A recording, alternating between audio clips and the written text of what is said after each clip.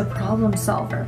She looks at the situation from a number of angles. It has made her well respected in her community, in the school, among staff members, and among students. She truly is one of the most effective counselors I have ever had the opportunity to work with.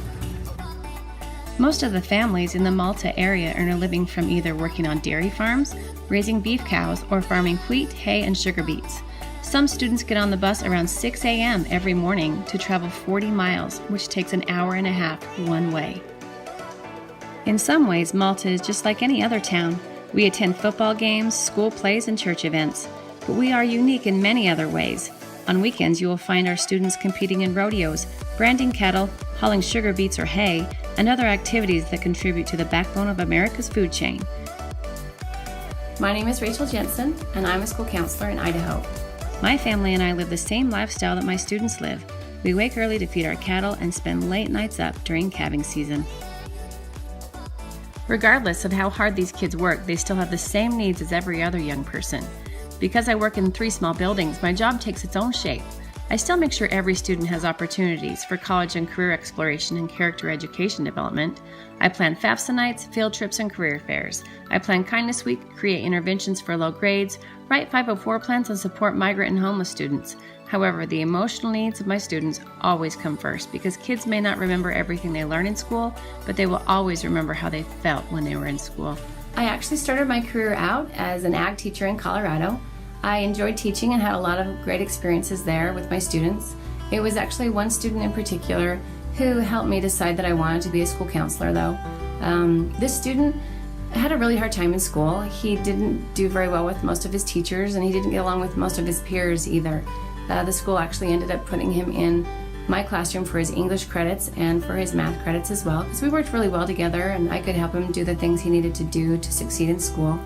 It was at the end of that school year that my husband and I moved away, and about a year later I found out that this particular student committed suicide, and it had a pretty big impact on me. I felt really bad because he was a student who didn't have a lot of control over his life. He didn't have a lot of choices about what was ahead for him, and it was that fall that I decided to apply for a school counseling program and enroll in classes, and that is what brought me here today. Rachel has gone above and beyond to include the migrant and homeless students. She's had students attend the Migrant Leadership Symposium over the summer. She's taken them to the Hispanic Youth Leadership Conference. She makes sure that they have every opportunity for scholarships, and many of them have brought home scholarships. Miss Jensen comes up and teaches us about kindness. Sometimes we talked about real things like Rosa Parks, and other times we talked about things that weren't very real, like the Grinch and how he stole Christmas. I've gone through a lot of ups and downs, and just coming and sitting in her office and talking to her has really helped me through everything. Whatever they need, problems, schedules is one of the biggest. I enjoyed that she took us to the tech center to give us some options of really neat classes that are amazing.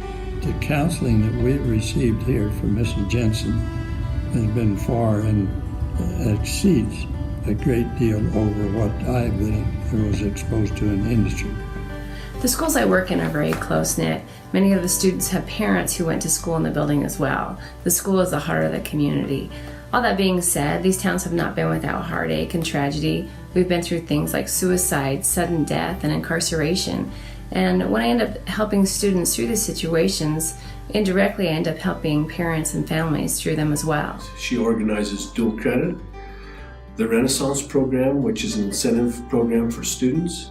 She helps us organize career fairs. She facilitates IBLA, which is a network learning program.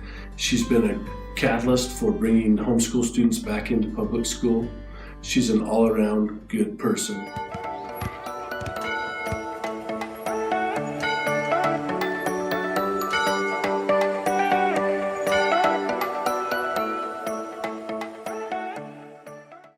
See? What is not it? Dust. It's a patina. This is a patina, not dust.